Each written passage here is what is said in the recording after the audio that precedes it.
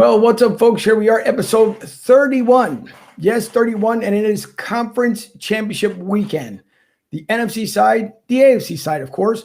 We just had Wayne on earlier this week on Thursday. We talked about the breakdown from the Green Bay-Tampa Bay game. We'll have more breakdown today with Alex Clancy. He's joining us today as well. And Pollo is returning back for the Kansas City Chiefs, of course, as the Chiefs are hoping to move on later on this afternoon. They get the 6:05 start. Of course, Green Bay starts at 3:05. So an exciting matchup between both of these teams.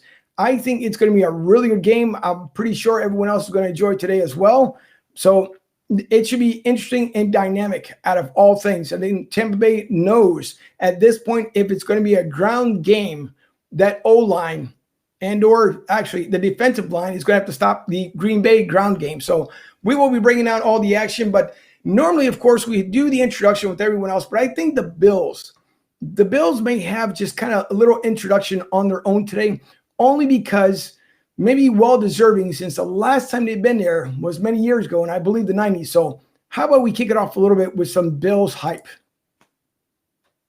Intercepted. He may go all the way. Touchdown! The Buffalo Bills advance to the AFC Championship game.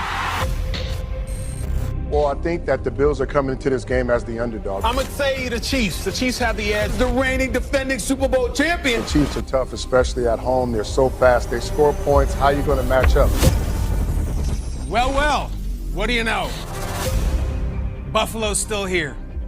The Bills are still alive, and they're still hearing that everybody is waiting for them to die. They've heard it all. Getting all the way to the title game. Great season. Hey, losing to the Chiefs is nothing to hang your head about. To hell with that. Nobody's hanging their head. This team is about hanging a banner. Don't tell me about next year. Next year's for the next title. And do not insult this city by calling this team a feel-good story. You know nothing about it. Nothing feels good about decades of disappointment. Nothing feels good about the pain of watching rivals raise Lombardis, or the fear that for the rest of your life, your heart will be left hanging wide right, or the frustration of hearing the entire world wonder, will it be Mahomes versus Brady or Mahomes versus Rodgers? I mean, Tom Brady's got 6 rings. Which quarterback do you want, Mahomes? The most valuable to his team, Mahomes. But Aaron Rodgers said, here I come. Enough! It's Buffalo versus the world. He's got it. Touchdown, Bill. Feel good? Yeah. Sunday night's gonna feel real good. He's gonna score. Touchdown, Buffalo. Make no mistake, these Bills are not a nice story. And between the lines, they're not nice guys. He is brought down. KC's got a ring. Perfect. Buffalo's got fighters. You keep your ring, the Bills will say ring the bell. Buffalo takes over. And I say, Mafia! Mount up! This underdog is about to bite. You have a score to settle with the Super Bowl. And the champs are saying, come and get it. So say it with me, Bills fans. Buffalo, let's go!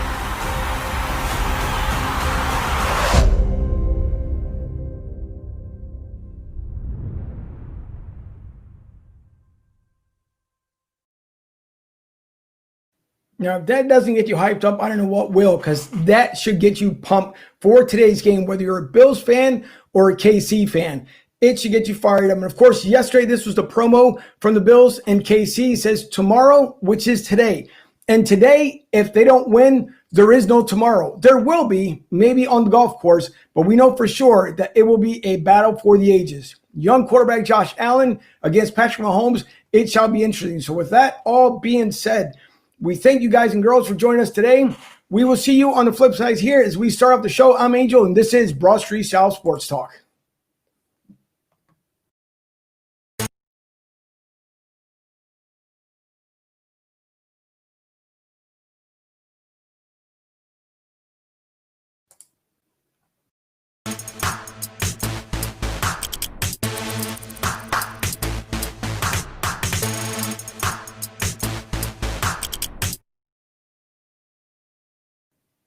All right, so of course we're going to have our man, the co-host, the Italian Stallion. I don't know how many names I can come up with this guy. Vito Corleone Mike Fuji joins us right now.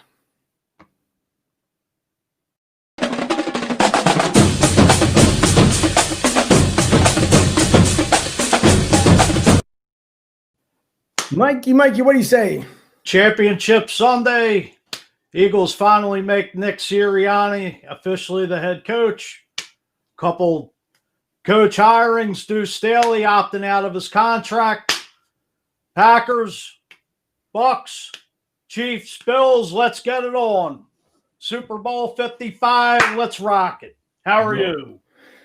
Good. As I'm looking out, of course, the studio window here, it is 74 degrees here in Tampa. It would have been the perfect weather, actually, if they could have played here in Tampa, but they are getting things together. Where's my, of course, the road to the Super Bowls here in Tampa. So they're getting things lined up there at Raymond James Stadium, but 74 degrees, I'll take it. It's been a little chilly here throughout the winter, but now it's starting to ramp up again, and they're supposed to be in the 80s coming around the Super Bowl time. So you guys want to come down, by all means, come on down, because I'm not a Bucs fan. I'm an Eagles fan, but either way, it's going to be nice. So it's very, very nice outside. And of course, we can't do the show also with the Guru himself, the Shermanator, whatever you would like to call him, the man that knows it all, our sports contributor, Mike Sherman. Mike, how are you? Championship Sunday! Here it is! Yeah. The Bucks playing in Lambeau Field and the Buffalo Bills playing in Kansas City. And guess what, gentlemen? Both of the games are being played. There is no postponement happening today. Let's do it. Well, let's all get the job done. I'm telling you, I'm feeling from what we said on Thursday, and I'll revert back to it as far as when it comes to the scores, but I'm feeling a little bit on either side because it can go either way, and I think it's going to depend as far as on the run game. Mike, I believe before we went on air, and we'll bring our other two guests on here, you said it was currently snowing in Lambeau Field? Snowing and 28 degrees at Lambeau Field in my Keith Jackson voice. Well, it's going to be Vicenda, I would. It's okay. Listen, if I knew how to do voices, that'd be good too. But I can do a voice, but it might not be appropriate here for that. Lambeau Field in the frozen tundra. So of course we had on last week with us Boyo. We're returning Boyo back from the Kansas City Chiefs, representing that squad. Boyo, how are you today? Yeah, I'm very pleased to be here because I knew if I wasn't here, it's because my Chiefs lost. So really happy because. Yeah, well, we saw the win last week. We saw Patrick Mahomes go down. Apparently he's come back. We'll talk about that here momentarily because it looked kind of scary. You guys might not have gotten Patrick back this week. So from what I understand, the only injury he has, I guess, is turf toe and maybe a little bit of nervousness. But it's good that he came back. Yeah, the turf toe is not something simple, you know. You saw Mahomes in that game when you have the adrenaline, you are all heated up. So it's a little less awkward, that injury. He actually said that the next day, Monday morning, he was in real pain. So I'm kind of scared because of that. No, his head injury is all gone.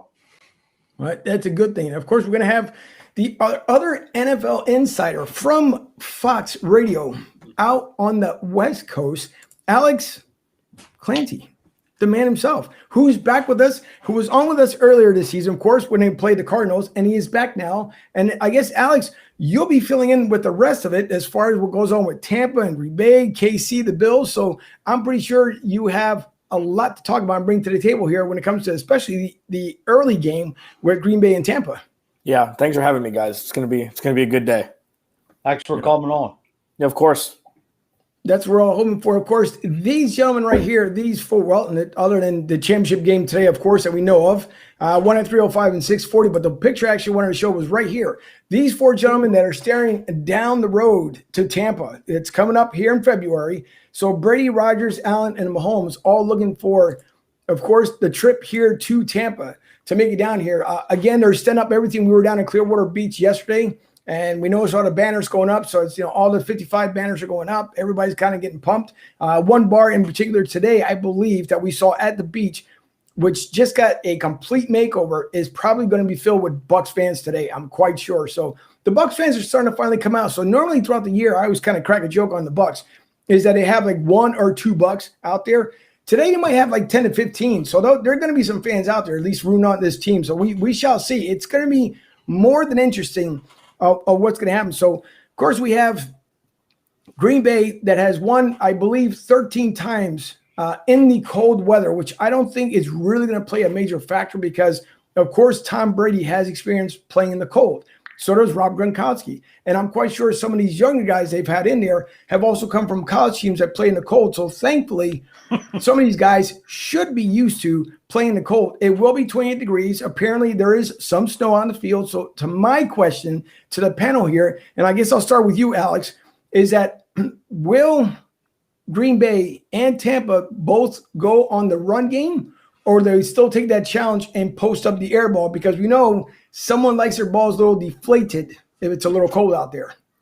Stop it. Yeah, I mean, this is why you bring in Leonard Fournette, and Ronald Jones is healthy, and you have Aaron Jones and Jamal Williams on the other side. So it's going to be who's to say if it's going to be run heavy or not? I mean, a lot of the throws that these guys make, Rodgers and Brady, are quick, short passes, so they can be constituted as runs pretty much anyways. So it's not necessarily how many carries the running backs will get, but Tom Brady is a master at keeping the opposing quarterback on the bench, on the sideline, and I feel like whatever he's going to do game plan-wise with him and BA and Byron Leftwich today is going to be focused on running as few plays as possible, keeping Aaron Rodgers off the field and milking this clock. And if that's going to be the run game, then so be it. You think it would be because of how cold it is, but these are two guys that we've seen over the last 15 years be two of the best in cold weather. So it should be a good game, and the snow should be kind of part of the story, but not a main focal point.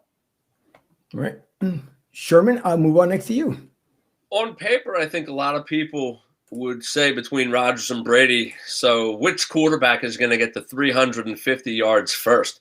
And this just isn't one of those days. It's cold in Green Bay. It's snowing in Green Bay. And both of these guys are going to have to be game managers. It's going to take effective running for a team to come out and win this game.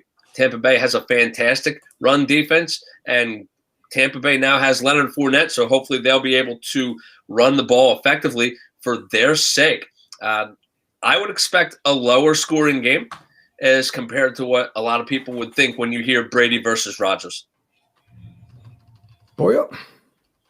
Yeah, I mean, the timing with Vita Vea coming out of the injury reserve is excellent. I mean, he's one of the stoutest run defenders in the league. So you have Sue and Vita Vea in the middle. I mean, it's going to be really hard for the Packers to run. The good thing about the Packers is their screen game. I mean, Rodgers is really good in screen game, slants, and when he sees the defense coming down, he's going to throw it downfield. So I really think Green Bay is going to come with the victory with one or two really explosive plays. I have to agree with you, Fuji. I just threw that one in there with Joey B. So you're up next with, of course, Joey likes to throw things in the mix here. So your thoughts on the game here as you try to collect yourself together. Oh, I think it's going to be close. I think it's going to come down at least less than a touchdown, because this is a game for the ages with Rodgers and Brady. You may not ever see this matchup in a championship game again. You know, you got the two old heads, and you got in the other game, you got Mahomes and Allen. So you got a mixture of two young guns against the two old lions. So I just think Tampa's going to win. I just think Brady's just money, and not to take nothing away from Rodgers, but I mean, hopefully it's not set up to be Tampa being the first team to be the home team in the Super Bowl. But I think it's just going to come down to the fourth quarter, pound the rock. And, I think Foles is going to bring his aggressive defense like he did last week against the Saints. And, Rodgers is going to sling it. And I don't know. It's a tough matchup. And I just want to see, I appreciate just a great football game. Two great games today. You can't ask for four better teams right now. I'm an Eagles fan at heart, but I'm an NFL fan second and just a student of the game and just love it all. Nope, I would have to agree. And of course, now we could talk about as well that the one thing that went on earlier on, at least here in Tampa, the talk was, sure, they bring Brady on here and Brady almost like guarantees them a Super Bowl victory, or at least get them to the Super Bowl in Tampa. So now we're one game away from that actually happening. So you figure Brady has done at least his part to bring them to the NFC Championship game. Now, whether he wins or not, is yet to be seen. About another, less than 2 hours from now, we'll get to see the game underway. But then my next question, I guess, and Alex, I'll ask this question to you. We know that he got a 2-year deal with the Bucs. Whether they win or lose today, does Tom Brady get an extension maybe till he turns 45, as long as the legs are working? Or do they wait until next season, see what happens, and then give him the extension? I could add a third option. He may retire. I mean, if he wins a Super Bowl at home in his first year, what else is there to prove? Now, he's obviously the ultimate competitor and everything, and he wants to play TB12 method, all that stuff, and I don't think he's ready to play golf yet. So I don't think he would retire, but I think you're going to play that contract out. He's already making whatever $40 million a year. So I don't think that there's really necessary reason for an extension if they win this year. He's already making it to the NFC Championship game. If they make it to the Super Bowl, that $80 million is already worth it. It doesn't matter. It doesn't matter what he does next year. But I don't think – no, I think it would be dumb for them to extend him, but I think there's a better chance that he'll retire than getting extended if they make it to the Super Bowl and win. So, Boyle, just before I get to you here, so and I'm trying to remember, Alex, if you were around. So Joey has been with us now for at least about a month and a half, and Joey likes to make his comments in between there. He'll add football stuff, but of course he likes to have fun along with the rest of us here on the show. So if you see a bunch of things coming through, that's just Joey introduced himself to everybody. So thanks, Joey, for coming back, and of course Michael Bernardo too from Jersey. So good to see the boys back. Boyle, same question. You think, and I'll go off of what Alex just said. So the option could be, as I posted earlier, could have been that either they sign him for another extension coming up here after getting him as far as they did this season, or Alex just brought up a great point as well that maybe he could possibly retire. Oh, well, Gronkowski just said he doesn't want to retire, so he wants to come back another year. He will play with Brady. I mean, if Tom Brady told him, hey, come help me in Tampa, now Gronkowski is going to say, hey, I want to play another season. You can't leave me hanging here. Antonio Brown actually said he wants to come back again. And the Bucs are trying to bring him in. So I really think that just by making this game, it's telling I'm the GOAT, okay? I know if he wins a Super Bowl, I know, Alex, you're totally right. He's the ultimate competitor. I mean, he's maybe up here with Michael Jordan. He doesn't need to do it again, but he loves the game. I really think he's going to be here for at least one more year. I would agree. Sherman? Yeah, I don't think there's any chance that Tom Brady retires. I think that he's going to do everything possible in the regular season next year to break those records that Drew Brees had. It looks like Drew Brees is going to retire at this point. That isn't official. I mean, Alex brings up a great point, right? You know, what more does Tom Brady really have to play for, especially if the Packers or if the Buccaneers find a way to go into Lambeau and win today, and the Buccaneers win that Super Bowl on their home turf, Super Bowl 55 in 2 weeks from now. But I just think Brady wants to be the man, the GOAT, as Pollo said, and he's going to do everything possible to do it this year, and he'll roll it into next year because he's like that bully that's willing to stomp on you when you're on the ground. That's Tom Brady in a nutshell, and he's somebody who's able to talk the big game, and he's able to back it up with his performance on the field. Bougie? Well, 9 Super Bowl appearances. I could see Brady going another year or two. Just like he said, he wanted to play till he was 45. So, hands down, I mean, hey, just keep rolling them with going to the Super Bowl. Win as many as you can. I mean, the guy's already got a phenomenal resume, whether there's Deflategate, Spygate, this gate, Watergate, whatever the hell you want to call it. Yeah, my thing is, Frank, I know maybe my sister may be watching, and I know New England fans, I know you guys are hurt because you're not back there again. You're not doing your cheating scandals and everything else you guys have done to win the six. So my question would be then, if Brady does win today, the NFC Championship, and hypothetically, 2 weeks from now, the same thing, he ends up winning the actual Super Bowl, does all that cheating situation then go away? Or, like in baseball, is there an asterisk on his name when he gets ready to go into the Hall of Fame? Boy, I'll give you that one. I mean, that's the thing, back and forth for 10 years. It's, for me, he's the GOAT. I grew up a Joe Montana fan, but it's really hard for me to not acknowledge maybe 10 Super Bowls if he wins. This is his 14th championship game with only play 4 wildcard games. So he's incredible. Yeah, maybe take 1 or 2 Super Bowls from him. Still, his resume, it's really, really good. And he's doing this at 43 years old with a new city, with new offensive coordinator, new team players.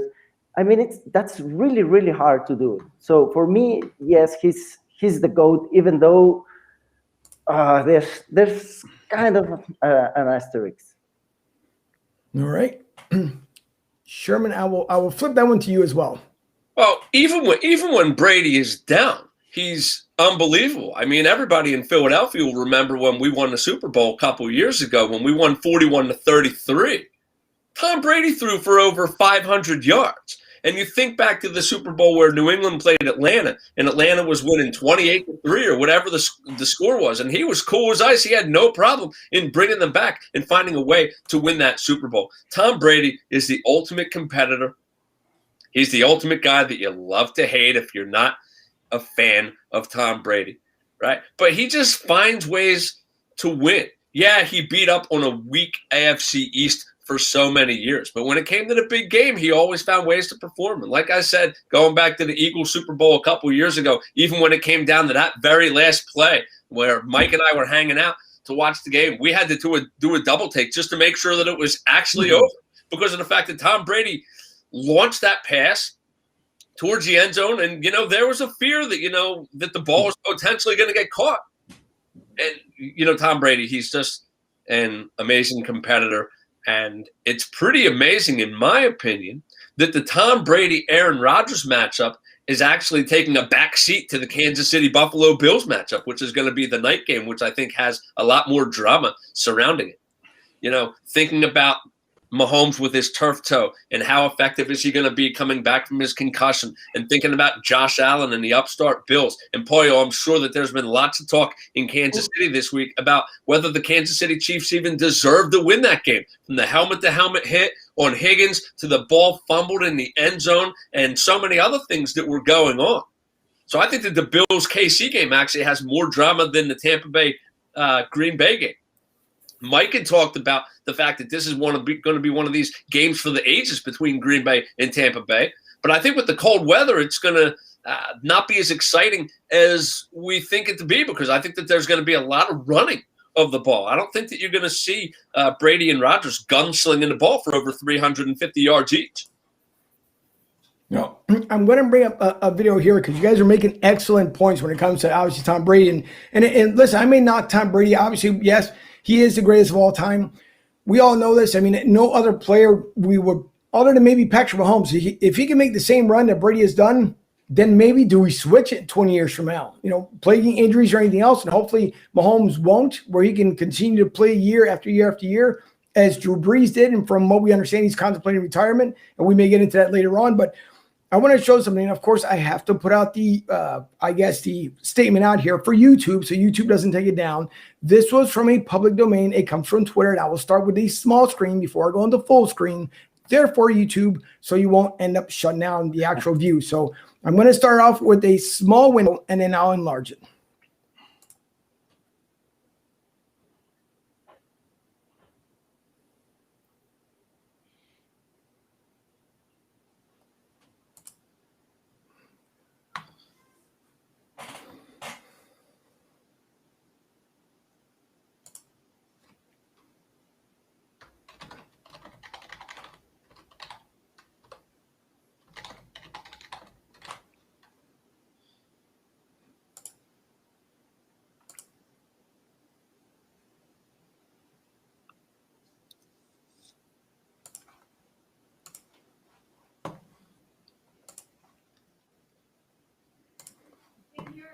Okay, nope, that's what I just heard. So give me a second, folks, because somehow or another, once again, see, it's the lovely part about screen share.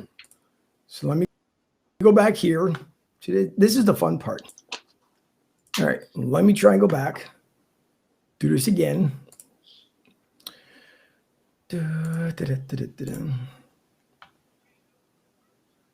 Now, how come?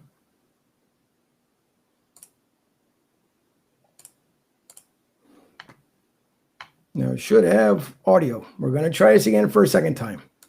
This is, again, the fun stuff that happened. Wrong one. This is the fun stuff that happens when it's live. Screen 2.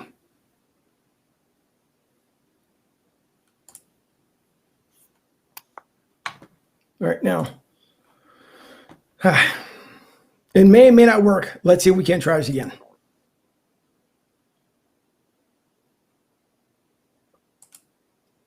Can anybody hear it? Nope. Nothing? You gotta love screen share, screen share. Holy moly.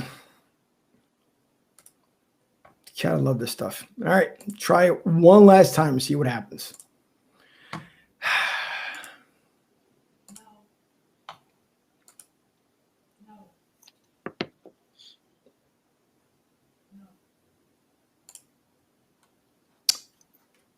I got it. Take your party thing. Well, no. All right. So what I'll actually do in the process here, again, this is the fun stuff. Sorry, folks, as we have a little stick in what's going on here. So let me do it this way.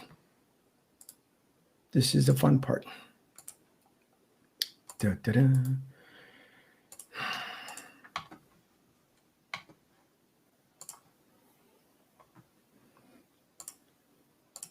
So I know that.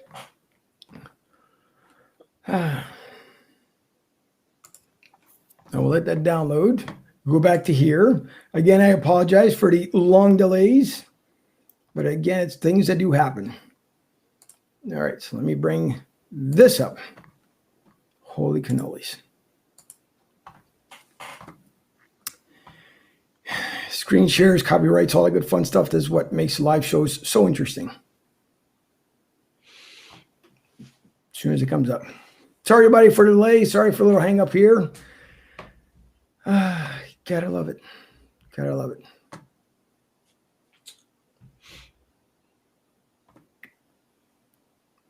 And of course, now it's going to take forever on the upload.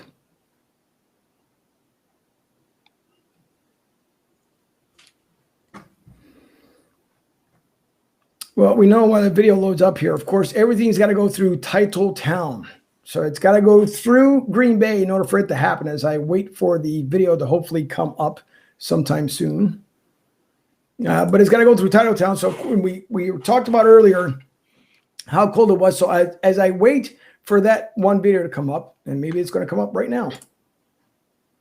I think a lot of things have to happen perfectly for them. And I think we can talk about all these other X factors, but as we head towards kickoff, I think back to February, and you're like, why February? Well, it was pre-pandemic. It was now I think of the Combine.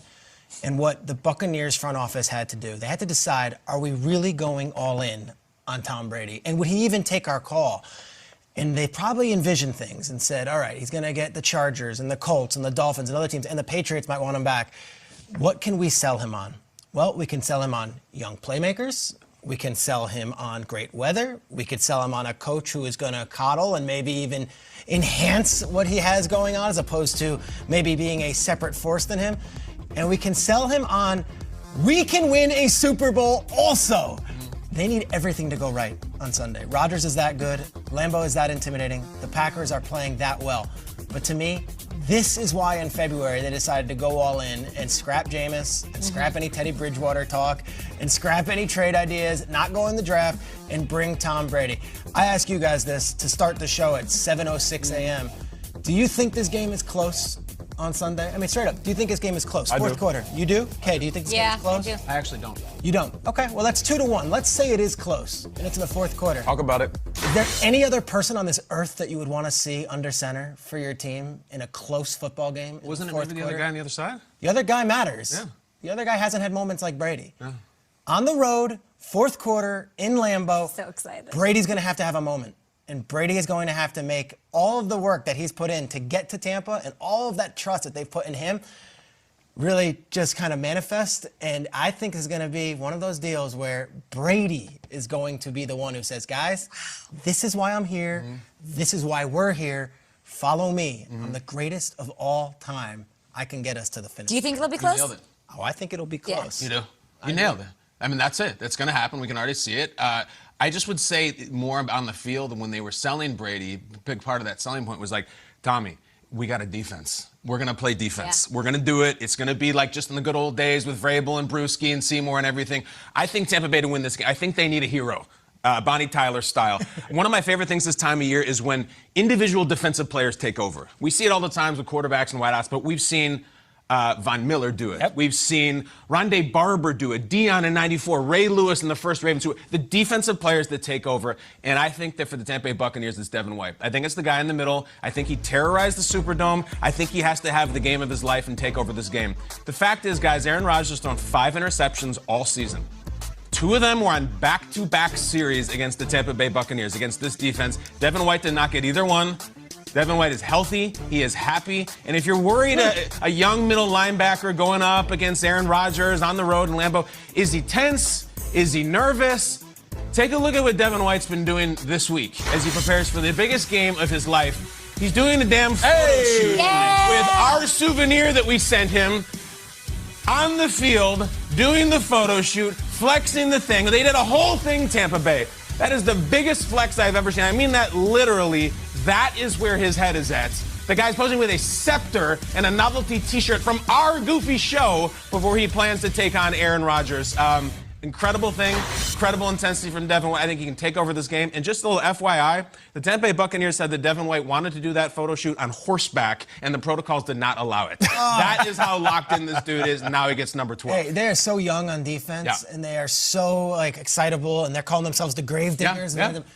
Is it almost like they don't even know? Like they shouldn't. They're not. Obviously, they're not phased. He's doing a photo shoot. Are they almost too young to Ignorance be is bliss. Exactly. Is Maybe that how this feels? Yeah, maybe. Hey, I mean, he's never been in Lambeau in the stakes. Maybe let's just go play football, ride my horse, get my scepter. Let's do it. You don't know what you don't know, right? You're spot on, Schrags. Yeah, it's about Tom Brady, and then you're talking about that defense. You know, Bruce Arians saying, we got a defense, too. We're familiar with the playmakers on offense. It reminds me of a conversation I had literally yesterday. I ran into a neighbor of mine. He's a snowbird, so he spends most of his time in Tampa. And we start talking football. Of course, Nate, what do you think? Who are you picking? What's going on? And then we have this conversation about Tom Brady. And I said, it's the biggest call your own shot in sports history. If they end up winning this game and then him winning a Super Bowl, him leaving and going to Tampa of all places. I'm doing the Nate Burleson dramatic thing in a conversation with a neighbor. And he said, Nate, wait a minute. Tom Brady ain't no fool. You know exactly where he's going. Good coach, good defense, playmakers, skill players, running backs. And as he's talking, I'm like, you know what, you're right. It's not like he chose the Jags. Yeah. This dude went to a place where he know he can win. And what's going to help him out? We're familiar with the wideouts. We talk about them all season long. But it's the running backs. You want to talk about him winning this game. In a close one, Schrags, he's going to have to lean on Leonard Fournette, Ronald Jones. He's going to be able to hand that ball off. And I feel like that was also another conversation Bruce had. He said, not only will we get you pass catchers, I mean, if you can convince Gronk to come out of retirement, we're looking at AB, but we're going to give you some running backs. And Tom, I know you love having running backs. And he got some dogs back there. So if he's going to win a close one, occasionally, in that weather, he's going to have to turn around, hand the ball off, and his running backs are going to have to do this. Pick up those tough yards. I don't need a 50, 60-yard run downfield. I just need you to pick up the first down and keep the sticks moving and keep Aaron Rodgers on the sideline. I feel like Tom has everything he needs. He does. This could be the most talented roster you ever played with. Let's see if that works in the game. I don't know who you're picking. I never End know. of the show, right? I feel like I always know who they're. I never know who you're picking when it comes to picks. That's what we call tease. I know you do it very. So interesting enough, the way playing out that video, and of course, before anyone, as far as YouTube, It was, again, on Twitter. We showed this preview shot. Of course, it didn't work out too well. We finally got the full screen. So YouTube, again, that was out on the Twitterverse before there's any kind of strike or anything else going on. And that was from the Good Morning Football this week. Good breakdown as far as the segment. And we lost here temporarily, Alex. We should get him back here momentarily. And again, I apologize to everybody with the video feed. Unfortunately, it didn't work out the way it's supposed to. But again, live video, it just works the way it want to work. It's just the way, unfortunately, it's the way how it ends up playing out. But so we know that obviously taking the take here from Good Morning Football, a lot of it is going to have to depend on the ground game, especially now that it's cold. I think if it's going to be snowing, the same exact thing, it's going to rely on that ground game. So again, is it one of those things that we're going to see more of the ground versus air attack? And I guess, Sherman, I'll leave that one up to you. Does Tampa run the ball more today, or do we see Tom Brady being Tom Brady and at least air it out? Well, I think that both teams are going to need to be able to effectively run the ball and not turn the ball over. If this game is close, then I think that both quarterbacks are going to find a way to shorten the game. If Green Bay finds a way to jump out to a 14 to 17 point lead, I don't know what that feedback was in the background, but I'm going to keep going because I'm a teacher, and that's the way that I do even when I have 20 to 30 kids chatting away as I'm talking. If Green Bay finds a way to jump out to a 14 to 17 point lead, then Tom Brady will be forced to air the ball out because he won't be able to, keep the ball on the ground because of just the time issue. But I think that this game is going to be competitively close. I'll give my score prediction at the end of the game. If you watch the show on Thursday, you already know what my score prediction was. But if both teams are able to run the ball effectively and not turn the ball over in the cold weather and the slippery field, then I think that we should be in a pretty competitive game. I think we got a vacuum or something running in the background there. Yeah. Might want to mute the mic there, Mike. All right, we'll get that audio technical done here momentarily as, again, things do happen. That's what makes the show fun and interesting. When you don't expect for things to go wrong, they do tend to go wrong. So it's just the way it ends up working. So it's fun stuff. So Mike will be back with us here momentarily. I'm pretty sure he'll take care of that. Maybe he's gotten some carpentry work done in his house. So we'll hear back from him here momentarily. There is, and now, of course, everything kind of went disarray as far as the videos. Before we switch over, of course, to the other important matchup this afternoon, as it is 2:08 here Eastern time on the Gulf side in Tampa, of course, also on the East Coast. There's, if I get these hopefully lined up correctly, Lord knows that hope this will work. It is the Green Bay hype video. And I will say for all four teams, and I thought Tampa was going to come out with one, but maybe do I show the Tampa first and then Green Bay? I think I'll show the Tampa Bay one first, if I get it here correctly, and then switch over to Green Bay. And again, because things go. We've gotten to this point with a lot of good football and guys coming together the right way. I really do cherish these opportunities, and we're going to make the most of them. Hey, bring it in tight. You know what today is, man. Somebody else is in our way. Let's keep doing what we've been doing, lean on each other, make our plays. Get it. Let's go. Make plays on 3, 1, 2, 3. Cousins under a blitz. Hit it. Sack for a safety. Intercepted to the end zone for a touchdown. Back shoulder leaping, grab to the end zone. It is a touchdown. He's hit and sacked. Rainbow's right side. He's got his man, Devontae Adams, to the end zone. Touchdown, Green Bay Packers. Preston Smith with the scoop and score. To the end zone. Touchdown. The line fumbled the football, and it's scooped up. And on the run, he is gone. Touchdown. Rifles it over the middle, intercepted. Lofts it down the middle. Lazard's got it. He's gone. Gone. Touchdown. The Packers with a dagger. 58 yards to an NFC Championship game.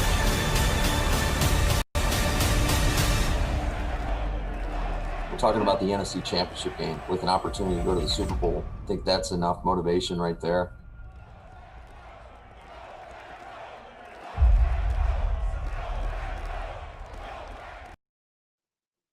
course, I was the one from Green Bay that said Tampa. So now I'm actually going to look up the one from Tampa. It's just it's conference championship weekend, folks. And that's what ends up happening. Everything just goes haywire. So that was Green Bay, but not the one. The one that I'm going to show from Green Bay, I think might even make you move a little bit even more. So I'm going to show the one from Tampa, then Green Bay, as we then switch over to KC and Buffalo.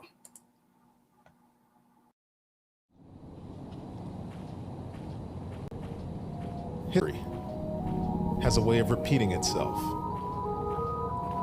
So, stop me if you've heard this one before. Tonight, we visit some old friends. The names may have changed over the years, but the fight is still alive.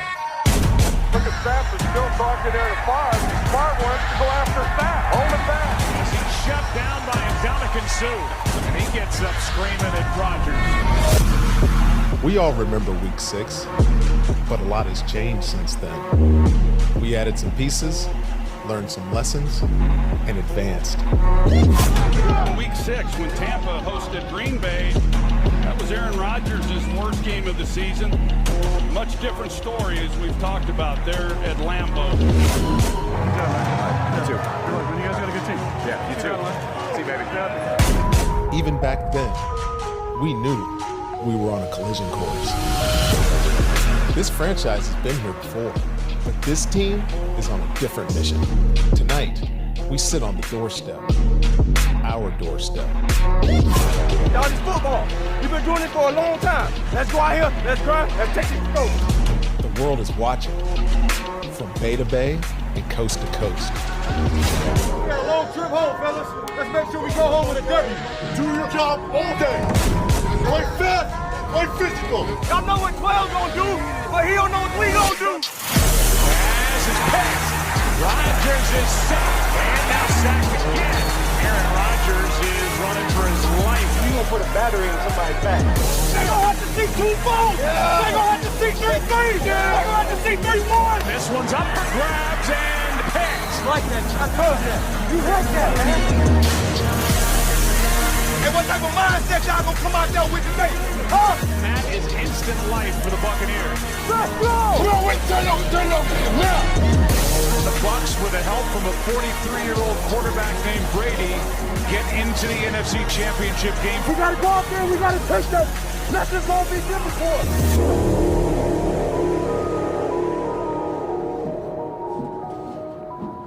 History has a way of repeating itself.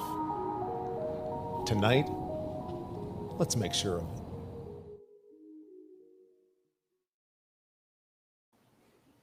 So Tampa just released that video a little while ago. I want to say less than about an hour ago. And that was a good one. Green Bay, the next one, and the gentleman's name has little and I'm not talking about with the TTLE, LIL, and it starts with a W. I'll play that one next, but first I want to play Casey Phillips, the journalist for Tampa Bay Bucks. She will give us the rundown as far as what the Bucks are going to be doing, who's injured, who's in, and as soon as we're done with Casey, we're going to bring that Green Bay video, and it's going to be worth the wait. Welcome into Bucks Beat, presented by Advent Health. Some great news to start with. This week, the Bucks designated nose tackle Vita Vea for return from the reserved injured list, which allowed him to return to practice on Wednesday. And then Friday, he was activated from the reserve injured list, making him eligible to play in Sunday's game. But unfortunately, Coach Arians announced Friday that Antonio Brown will be out against the Packers. There were a flurry of other roster moves this week as well. The Bucks activated linebacker Kevin Minter from the reserve COVID-19 list, signed linebacker Deon Buchanan from the practice squad to the active roster, placed linebacker Jack Sitchie on the reserved injured list, and designated running back Kenyon Barner to return from the reserved injured list. And congratulations to safety Antoine Winfield Jr. and tackle Tristan Wirfs, who were named to the Pro Football Writers of America's all-rookie team, which makes it the second year the team has had multiple players make the list after Devin White and Sean Murphy-Bunting made the roster in 2019. That's going to do it for us on this edition of Bucks Beat. We'll see you next time.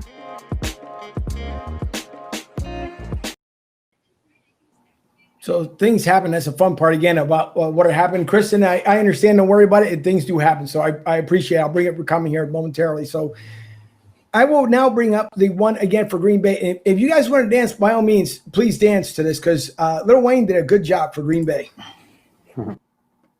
Once a Packer, always a Packer. Like Shakur, call me Tupac. I'm green and yellow. Green Bay, it gets scary. Halloween day, scream face. Bloody Mary, secondary, Jordan, mean face. A-Rod got them all side, free play. That's a cheesecake on a hot plate. Hail Mary, yeah, Aaron to Devontae. Green boogers, yellow as canaries, Eliante. Got me shining great. I just hit you boys with the Rodgers rate. Came up with the pack, I done well with the pack. Aaron Rodgers in the trap, I got 12 on my back. Got me rolling out the pocket, my Tiara blocking. Throw it past the Tanya, simple math and science. Pack them up, I know Preston Smith gon' tackle them. I know Darius Smith gon' back them up. And you know Darnell is savage, bro. Got Mason Crowds, but the kick is good. Green and yellow, we sticking to it. Super Bowl goals, shooting for the stars, baby. Trick or pull. You know what it be. Cheese head, Alicia Keys, I'm going Swiss cheese, big G's. Ballin' hard like big Meech, big league. Super Bowl champ, big rings, big bling. Lombardi trophy, yeah, Vince team. Shining like a Bart star, number 15 in green. Bomb fresh and it's a mint green, Listerine. About to mess around in history, trickery. Green Bay chains, whistle clean. This is scene, like all hunting, I got 5 on it, yeah, yeah.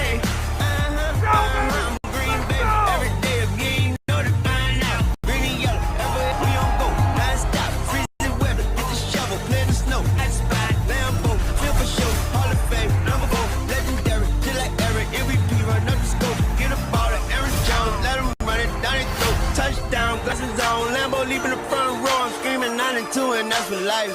That's for Reverend Reggie White, rest in paradise. Coach Carter, I'm feeling like Matt tonight. I feel like number 55, you're getting sacked tonight. Yeah, boy, we about to be a type of hype. And whoever play the Packers, hope you packing light. You flying back tonight, taxing light. Yeah, all my Packers ready. Green and yellow, green and yellow, green and yellow, green and yellow. Yeah, call me Packers Valley. Green and yellow, green and yellow, green and yellow, green and yellow. Yeah.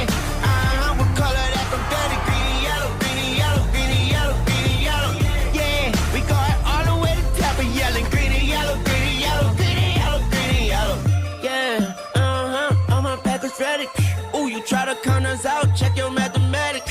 Yeah, what color that confetti? Green and yellow, green and yellow.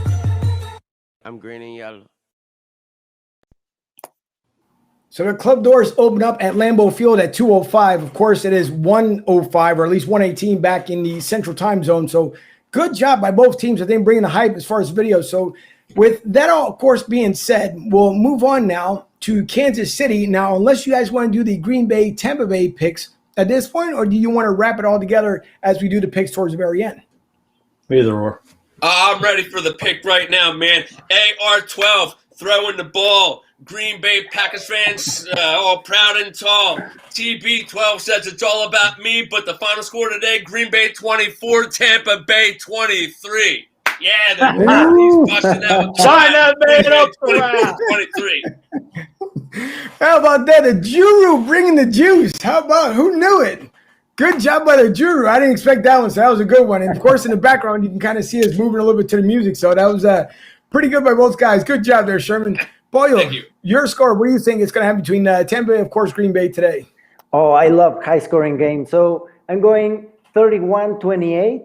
Green Bay Packers. Aaron Rodgers is gonna be so hyped in the snow. So 31-28, the Green Bay Packers. Well, Fuji. Tampa Bay 26, Green Bay 24. Ooh, okay, well, then again, see, I'm feeling, of course, something that I said prior to the show, and I don't want to say it aloud, but I'm still kind of feeling a little bit of the Green Bay, as I said on Thursday night, 35-28. I think it's still going to be a high-scoring game, even being as cold as it's going to be. But I think it's who's going to be the hungriest dog to actually take it. And some of us, that sounds familiar back from 2017. So now to flip gears, of course, we have the other championship matchup later on at 6:40 this evening. The coverage starts at 6:05, of course, in your local networks. It will be on CBS. And with that, of course, we have Boyle, who's the Kansas City Chiefs representative. So, Boyle, we'll start out with you. What was the latest that you've heard from Patrick Mahomes, and is he good to go for the game? Yes, he's good to go. He actually said himself that he was out of the protocol in Friday.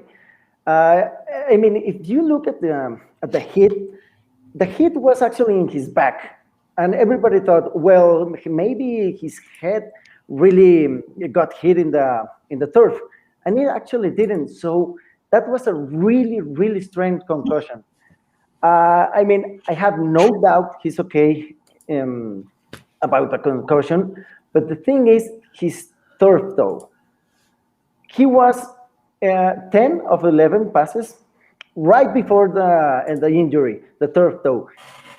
Next two passes, he threw it to the ground. I mean, whenever Mahomes is inaccurate, he throws the ball above him or too strong, but never underthrows a target.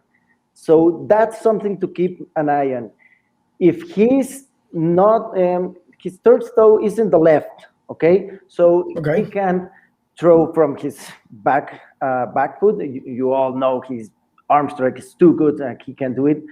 But one of the best things about Mahomes is how he can scramble and throw in the run. Right. We gotta see. I mean, he said in the Monday morning that it was so painful. It's so painful. I don't know if they have something magical in there. If he can borrow some Bugs Bunny drink for this game, he needs something right now to be. I mean, adrenaline shot. I don't know. He has to give it all right now because he needs to move in the pocket and he needs to scramble a lot. I know that the Bills defense is not that good. Their pass rush is average. His best pass rusher is Jerry Hughes. He's been there for 9 or 10 years. I can't remember, but I mean, he needs to move. He needs to move around, and I just hope he's okay in the foot.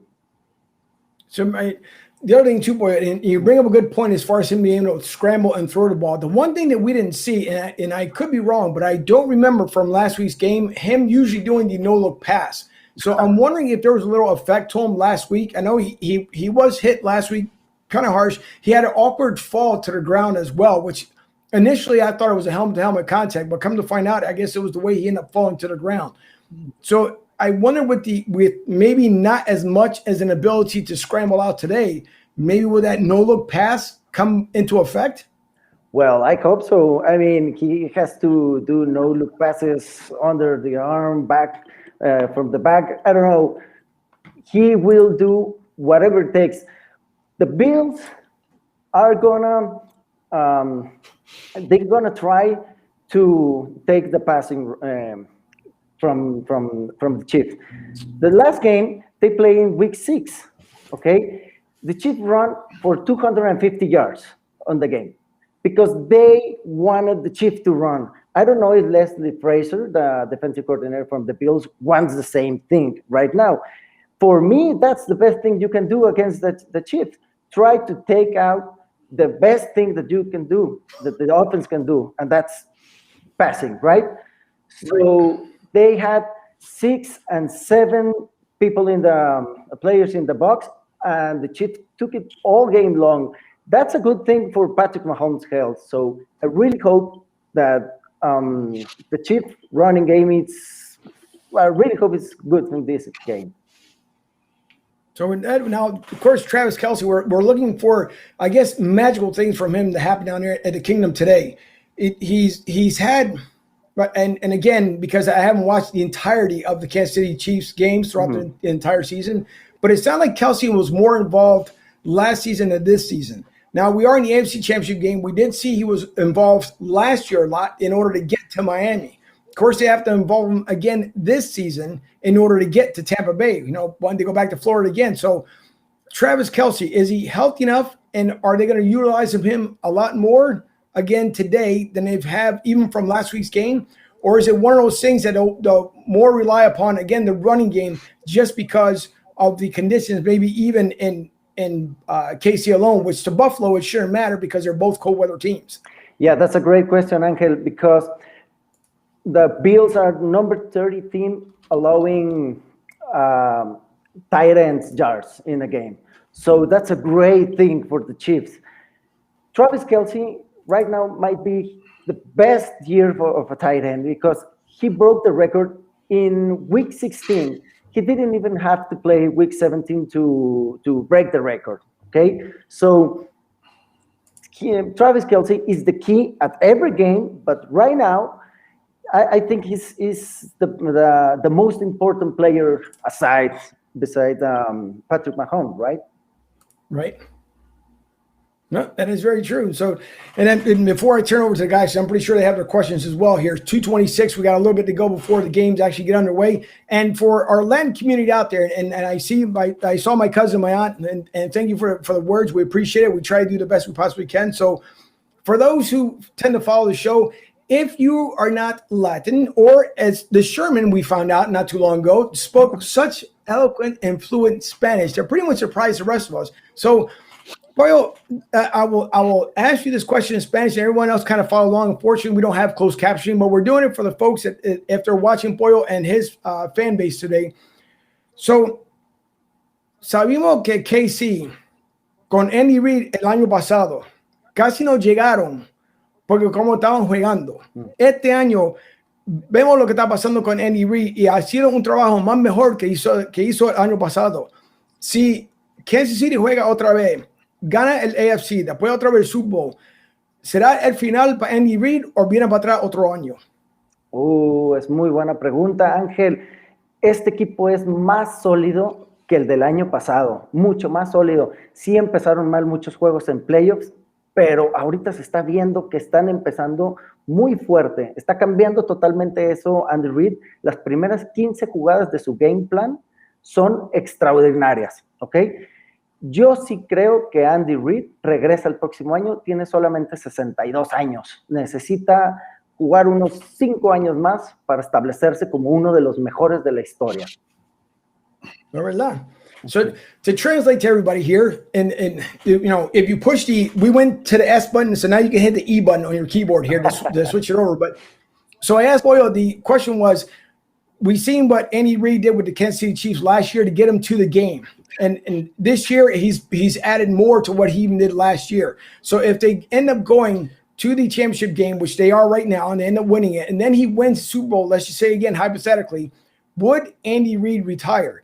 And boy, of course, it had filled us in. He said it was a good question, and that Andy has done so well with this team that at the age of 62, he wouldn't see Andy Reid retiring and actually coming back. And I would have to agree, but again, it's one of those things. And I'll share both between Sherman and Fuji.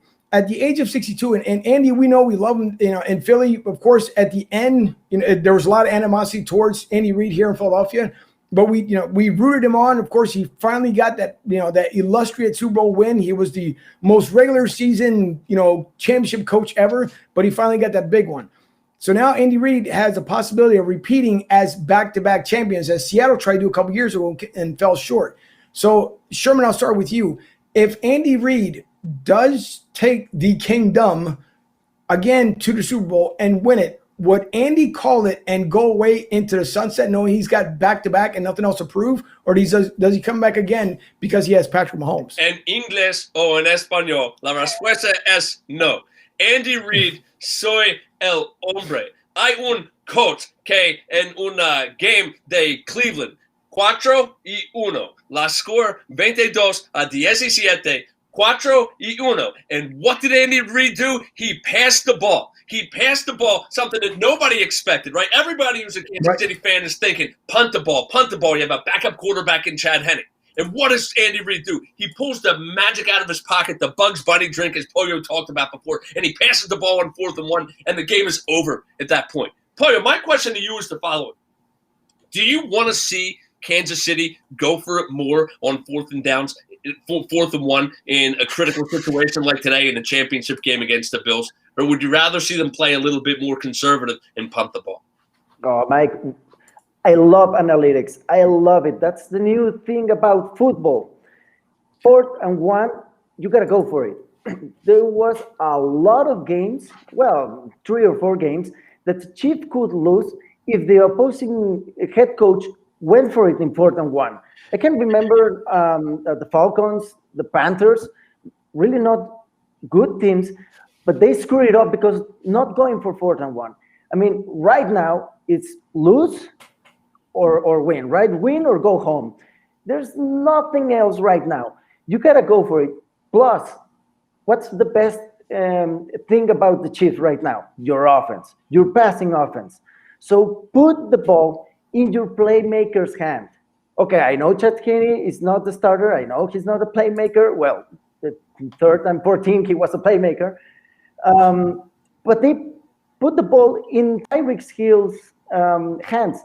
We've seen this throughout the year. There's the narrative about the Chiefs not finishing strong because they have 0 wins of more than 7 points in the season after the Chiefs beat the Jets. I mean, my team can, my college team can beat the Jets, right? But that's the great thing about the Chiefs right now. They know how to finish the games, and they are going for it in 4 downs. So we've learned throughout the year that's a really strong part of the Chiefs mentality. And I love aggressiveness. I love the new Andy Reid. I know coming out of Philadelphia, the Andy Reid have a thing with clock management, right? He actually had, and it was horrible. He actually had that issue in the first years with Alex Smith. It was horrible, his clock management. But this year, he's going all for it in the analytics. He's even choosing to defer every time he wins the coin toss. Why? Because analytics said you have 53% opportunity of winning if you defer. I mean, just starting with that, you see Andy Reid going all for it with the analytics. So yes, I'm all for it in 4th and 1, 4th and 2, from the 35 and above. Okay. Fuji? Well, Andy Reid and Sean McDermott know each other pretty much very well, as long as Leslie Frazier being the defensive coordinator of the Bills. So basically it's student against teacher today with the Philly connection. I don't know if many people realize that, but the problem with Andy was over the years in Philly, like you said, Puyo, about clock management. Andy's a great coach, but the thing of it is, his clock management was terrible in Philly. Plus, he never ran the ball. Sounds like a former coach that we just let go of, but Andy Jr. But you know, you got to just stop Patrick Mahomes. And between Tyreek Hill, Travis Kelce, and the rest of that gang, I mean, it's going to be hard to shut down. I mean, you're going to have to come send the house and blitz Patrick Mahomes. But that foot injury, I think that's going to play a major factor in that game today, especially with him trying to scramble and stay in the pocket. Unless he's like underhanded and sidearm and everything. Yeah, Joey B here with a question. Joey B, you've been killing it today. It's hard to kind of keep a straight face here when you got the one-liners going down there. But Joey B says, boy, Josh Allen, how is KFC defense going to contain him? Ooh, I mean, the best defense for the Chiefs is their offense. You got to score points. So the Bills offense needs to be aggressive, okay? We've seen the Bills, maybe the most aggressive offense in the league. And I don't mean about forcing the ball and going deep. I mean, in the last game against the Ravens, they had only one run in the first half. So they're going to be firing it up all over the field. If you are 7 points ahead and 10 points ahead and 14 points ahead, if you keep making points, you force Josh Allen to be aggressive, to continue to be aggressive. We know he's a playmaker. We know he can run. We know he can make every single throw, but he has that thing. He's 24. He's the youngest of all the 4 quarterbacks. Is the first time he's won a playoff. I know he's won 2 this year, but still he's not that mature enough. He doesn't have the experience to put the ball in him and to put the team on the whole team, the whole game on him. It's the best way you can do it. He's gonna make one or two mistakes, and you have to be able to pick him up. Yeah, interesting. You talked about the two younger quarterbacks. Of course, you can see to the right, depending on how you're looking at the screen here, 17 and 15, Allen versus Mahomes. And someone had put up there earlier about Bills being like maybe winning it in 2023 to 2025 or something like that. I think the Bills, I know they've been. There hasn't been a whole lot of hype talk when it comes to the Bills. One of the defensive ends had mentioned something, and I believe I still have that video as well as I'll upload it.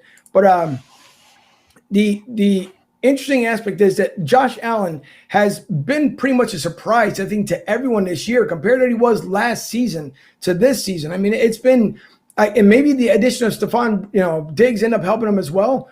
But Josh Allen, he's been playing consistent. It's not like he's had a good game, terrible game, good game. It's been consistent, and it's been even more consistent as the playoffs have gone along. So, it's not, of course, a shoe-in for Kansas City, the same way it's not a shoe-in for Buffalo. Buffalo just may be a little bit hungrier because, again, we're going back to, if I remember correctly, to 95 and all the disappointments that they had following all those years. So, Josh Allen, as long as he doesn't make the mental mistakes, at least to me, what I believe, if you're going to have an air game, make sure that you are free and clear of any obviously safeties coming around, because one good thing that KC has, their defensive backs, their safeties route those corners and run those routes. I mean, they're a beast to deal with. So Josh Allen would have to actually do his homework, and which hopefully he does here before the game starts in about another 3 hours or so for them to be able to pull it off. But I think the matchup is actually going to be really good. And Patrick Mahomes, yes, does he have the more maturity factor? Is he a lot more alert? Is he a lot more vigilant than Josh Allen? Yes. But again, it's any given Sunday, and that could be today. But I believe, to me, I believe that at least Josh and Buffalo's defense will give a hard time to Kansas City. So I'm not too sure how you're feeling as far as this game, but I think the matchup, and you touched on it a little while ago, I think it will be the battle, I think, of the defenses. I wouldn't even say the offense on this game. And the one who makes that one mistake that could turn the entire outcome of the game around. Yes, I'm with you, Angel. There's one mistake you gotta take from Allen. You gotta be ready for picking him up. He's gonna give you. He's like Brett Favre, right? He's gonna make a lot of plays, but he's gonna give you one or two chances to pick him up, and you gotta be ready to pick him. The good thing is that the defense plays every single day against Mahomes, so they are ready for this kind of quarterback. The Chiefs' offense really, it's the perfect matchup for the Chiefs' defense, because the Chiefs' defense, they don't have a stellar cornerback, but they have three really good cornerbacks that are playing really good. They are the best team against wide receivers, not running backs. They're one of the worst against receiving running backs, and not counting tight ends. Just against wide receivers, they're number one allowing quarterback rating. So that's a really interesting thing to watch there. And Stephon Diggs is the number one wide receiver in man-to-man, mano a mano. Okay, so you can't leave Stephon Diggs all by himself. Well, not by himself, against only one player. So you gotta double him every single play. And the other thing is, this is a copycat league, everybody knows. What did the Ravens do against the Bills, against Josh Allen? They didn't blitz any time in the last game. No blitz, zero. Okay, so Josh Allen the Bills often just made 10 points. So if you tell me the Bills are going to score 10 points or 17 points at least, I think the Chiefs are going to win. I'd have to agree. I think I have the video here from Devin White. I could be wrong, but hopefully this is it. So let's see. that's been the way experts have always viewed the Buffalo Bills. They write us off, and I think that's perfect. Like I told the guys last week when Dion did his spiel about how we're going to give up points and we don't play defense in Buffalo. These guys don't watch us. They don't know anything about us. They just want to see what they want to see. So they think Kansas City is the top dog, and that's fine. Let them have all that talk. Let them take up all the airways, pumping up Pat Mahomes, pumping up Kelsey, pumping up Tyreek Hill. And, those guys are great players, so you can pump them up. But, once it comes time for Sunday and the Bills Mafia knows who's coming out there to play some football, and it's us. We pin our ears back and we get after you. We get after you for 4 quarters, and that's just how we go. So we like that the experts, don't respect us, don't want to acknowledge us, don't want to give us credit. That's fine. We'll just keep punching people in the mouth until we get that credit, and that's just how we're going to be.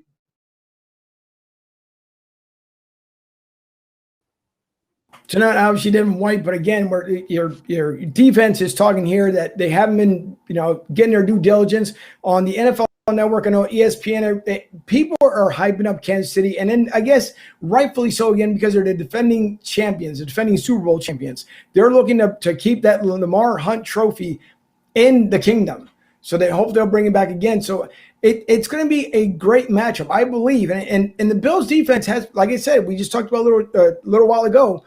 Bills defense has stepped up, and I mean, they're not coming in. They're not looking to the Super Bowl. They're not looking for anything else. All they're looking for is for the next 60 minutes within the next couple hours to win this game. So if I'm Kansas City, and I'm not saying by any means Andy Reid, Patrick Mahomes, none of those guys are taking this game lightly, but you can't think of February. You got to take care of today, January, and take care of this game. Protect that ball and do whatever you need to do, because we've seen a lot of the games now, a lot of receivers, a lot of the safeties have been able to punch that ball out. So Mahomes likes to run. You talked about earlier, he's got a turf toe, so maybe he doesn't.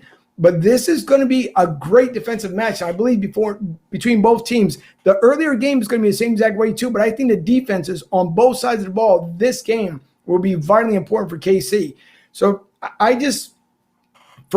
would like to – I want to see a closer game than a blowout game, because a blowout game means absolutely nothing to anybody. And we've seen, obviously, KC come back last season, right? Every game leading up from the final game of the regular season all the way through the playoffs, come back to win it, come back to win it, come back to win it. So we know that even if, let's just say, Buffalo, I would say hypothetically goes up 28-0 at the half, unfortunately, we have seen the Bills fall apart when they've taken a major lead and have other teams come back. So to me, if the Bills take an early lead, it's nothing for KC to worry about, because we do see KC come back and win games. So for you, Boyle, hypothetically, if the Bills do take, let's say, a 14-point lead, is that any major concern for anyone in the kingdom?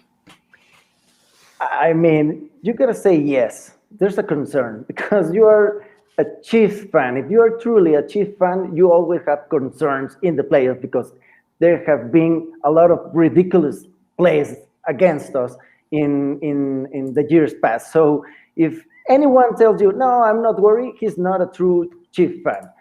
But yes, they can go 28-0 run, 30-0 run. That's what they have been doing the last couple of years. But the thing is, right now, 2 of the best playmakers from the Chiefs, one might not even play. That's Sammy Watkins. He was the receiving leader from last playoffs. So he's okay in regular season, but we call him Sammy playoffs, okay? He plays really good in playoffs. So we are going to miss him. Every Rappaport, Breer, the great ones, say that he might not play. But Edwards-Helaire, he's looking forward to playing. And he was injured against the Saints in week 15, something like that. I think so, yeah. So that's going to be a huge part, because Helaire ran for 150 yards in the first game. So in one side, Sammy Watkins is going to hurt us, but Helaire coming back is going to be really, really special. All right. Sherman, I don't know if you had a question or not for, of course, Boyle, as we're getting close to game time. Well, I don't really have a question at this point. I think ultimately that Kansas City has a lot of weapons. And when you think about the Buffalo Bills, this is a team that almost lost in the wild card round to the Indianapolis Colts. If the Colts were able to put together an effective 2-minute drive at the end of the game, they could have been bounced in the first round. And Buffalo, in the second game of the playoffs, they played against a Ravens team and this high-powered offense at home in Orchard Park. They only put up 17 points on the board, and 7 of those points came on a 101-yard interception. So it's not like Josh Allen and the Bills really lit it up in that game. And now they have to travel out of their home state to Kansas City. And I know it's not going to be a full stadium, so, it won't be as much of an adverse effect on them. But let's see how Josh Allen and the Bills are able to play outside.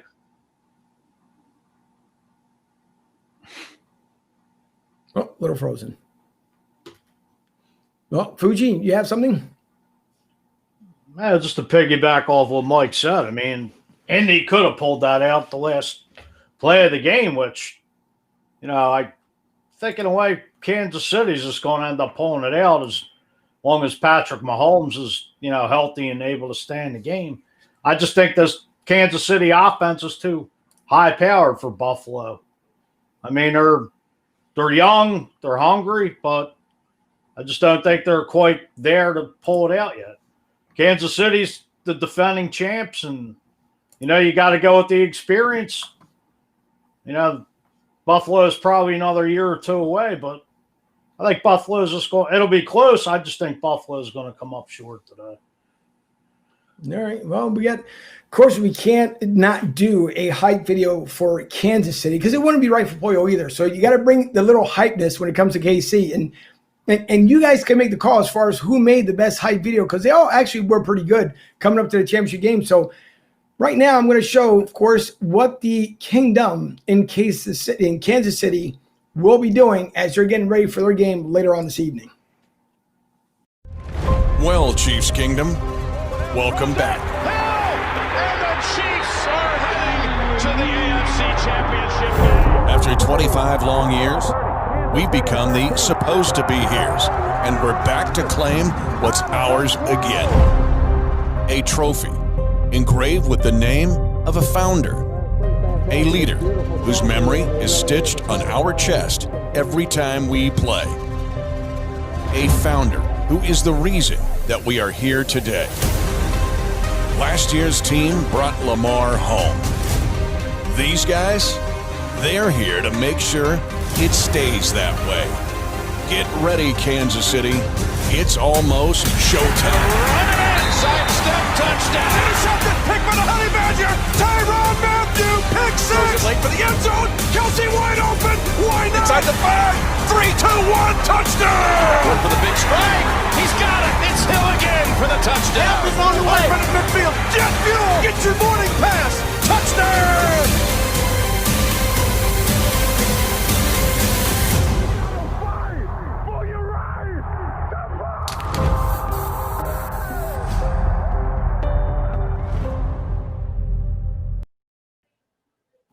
So there you go. Kansas City, Travis Kelce, of course, telling everyone to have the right to fight the party, of course. He said it during the Super Bowl parade last season in KC, which everyone, that was a sight for sore eyes for a lot of folks, especially in Kansas City, because it's been so long since it happened. So the game's going to be underway here very momentarily. It is 2:50. We're going to be signing off shortly here. We thank everyone today who tuned in for the show. Of course, Joey B with his comments. He's got 2 more here coming up. Bills, us against the world mentality, key to their success, which is very true. And then Fuji, Wild Extended Tozy Collection for today. And something about Stafford to the Colts I heard. Wait a minute. Nope. Sorry, reverted backwards. So, sorry, right here, Underdog, Joey B. So I thank everybody who tuned in today. We do appreciate it, boy. Of course, we know that we want to hear your prediction of what's going to happen in the game today. We're slipping with Mike Sherman here in and out. So I want to get your key prediction to today's game as far as the game itself, the score, and how much touchdowns would Patrick Mahomes possibly have today as well. Like I said before, I love high-scoring games. I think it's going to be 38-31. 38, 30, 20, 31, something like that. Patrick Mahomes will come up with 320 yards and 3 touchdowns. Wow, that's it. Listen, I want to make the argument, but you never know. It's just going to be so clutch. So I'm going to slip it over to Fuji first before I guess I'll make my little rundown here. I think the X factor today is Tyreek Hill. I just think the man's unstoppable and hard to shut down. So I want to go Chiefs 30, Bills 20. All right. And before we lose Sherman again, the Shermanator, your prediction as far as the scores here. 35-24 Chiefs. 35-24 Chiefs. Okay. For me, now, I've been kind of battling this one all day long today because I got a funny feeling that KC will go back and represent themselves down here in Florida. Of course, Tampa Bay, home of Super Bowl 55. But it's really bizarre to say, but I think almost the inexperienced team ends up winning. And I don't know why the feeling is for the Bills to kind of overpower KC a little bit. But I think it's a mental mistake that breaks down this game. And the Bills actually walk away with it with a 27-26 score. So, again, I could be wrong. We're all here to have fun with it, but who knows? And so we'll see. So next week, of course, will be Pro Bowl weekend. And then 2 weeks after that will be Super Bowl weekend. So, Pollo, it could be a great possibility that you'll be back with us again in 2 weeks. Of course, if the Kansas City Chiefs end up taking it today. So we do thank Pollo. And again, everyone who tuned in, who liked, shared the page, we appreciate it. You guys who follow us here, of course, on Facebook, YouTube, Twitter. You know, we do appreciate it. And we thank, of course, my guys, sports contributor Mike Sherman. I did see that David did say the Shermanators up there at one point throughout the broadcast today. And, of course, for Vito Vacuum Corleone, we do thank you as well for coming on the show. Vacuum. We do. Things do happen. Hey, look, the videos didn't go the way they're supposed to have. Things just happen, so you just make the show roll. That's the way it works. So, but Pollo, muchas gracias. We appreciate everything you did as far as coming on, being with us. Muchas gracias. Thank you to all of you. I really hope to be back here because that means the Chiefs are in the Super Bowl, right? Yeah, we hope. So, for Pollo, Mike Sherman, sports computer, Mike Fuji, I am Angel. We will see you guys come, I guess, maybe next week. Who knows, during a Pro Bowl. Who knows, we'll end up having a show then, but I'm just kidding. We will see everyone sometime, of course, very soon. Enjoy the games, and we will see what the outcome will be as we'll talk about it come next week.